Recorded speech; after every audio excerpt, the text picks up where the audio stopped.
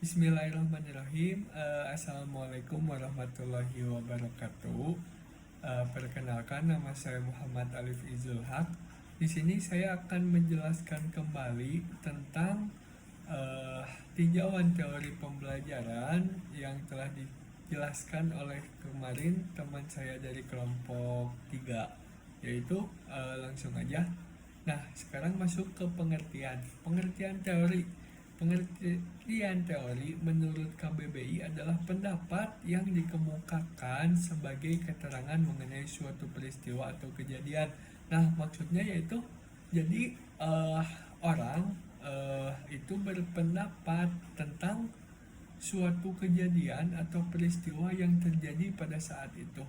Nah, jadi dari pendapat itu kita itu muncul namanya ada teori. Nah, lanjut sekarang pembelajaran. Nah, pembelajaran itu apa sih? Pembelajaran adalah membelajarkan siswa menggunakan asas pendidikan maupun teori. Nah, jadi kita itu gitu sebagai guru, sebagai siswa kita itu harus namanya belajar. Nah, belajar itu dengan dasar pendidikan ataupun teori.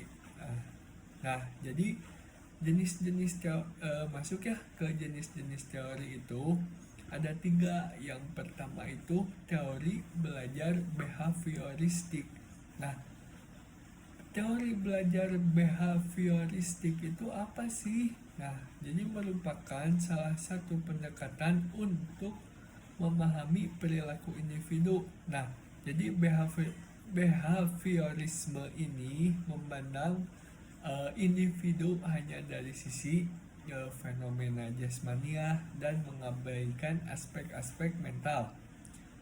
Nah, teori belajar behavioristik ini, dalam teori ini lebih menekankan pada pembiasaan dan perubahan tingkah laku sebagaimana yang telah dijelaskan dalam Quran surat An-Nahl ayat 78 yang menjelaskan bahwa tujuan akhir dari belajar adalah membentuk manusia agar dapat bersyukur. Nah, jadi telah dicantumkan ya, telah Allah Subhanahu wa taala bersabda di Quran surat An-Nahl bahwa tujuan akhir belajar yaitu membentuk manusia agar dapat bersyukur. Nah, oleh karena itu ayat ini dapat menunjukkan pandangan teori behavioristik dalam Al-Quran. Nah, yang kedua itu ada teori belajar kognitif. Nah, teori belajar kognitif ini apa sih? Merupakan suatu bentuk teori belajar yang sering disebut sebagai model perseptual teori belajar kognitif. Salah satu pengembangannya dari teori kognitif ini adalah teori konstruktivisme. Nah, teori konstruktivistik ini mempercayai kemampuan individu dalam membentuk dan menyusun sendiri pengetahuannya. Nah, hal ini juga bahwa teori belajar kognitif ini sesuai dengan apa yang disampaikan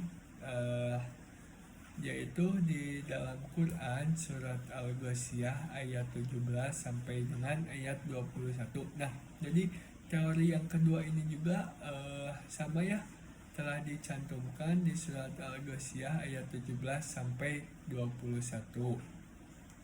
Nah, yang ketiga, yang terakhir yaitu teori belajar humanistik. Nah, teori belajar humanistik ini yaitu teori yang menekankan pada manusia. Nah, maksudnya yaitu menekankan pada memanusiakan manusia. Nah, hal ini sama juga dengan firman Allah Subhanahu wa taala yang tidak ada paksaan untuk memeluk agama. Nah, itu ya salah satu contohnya.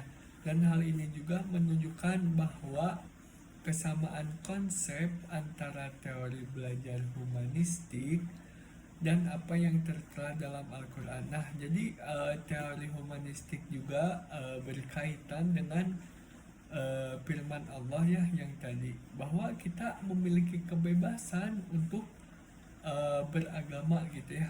Jadi tidak memaksa untuk beragama ini, untuk beragama Islam misal, atau beragama Kristen dan lain-lain. Nah, di teori humanistik ini Allah ada sesuai dengan firman Allah, yaitu tidak, salah satunya tidak ada paksaan untuk memeluk agama.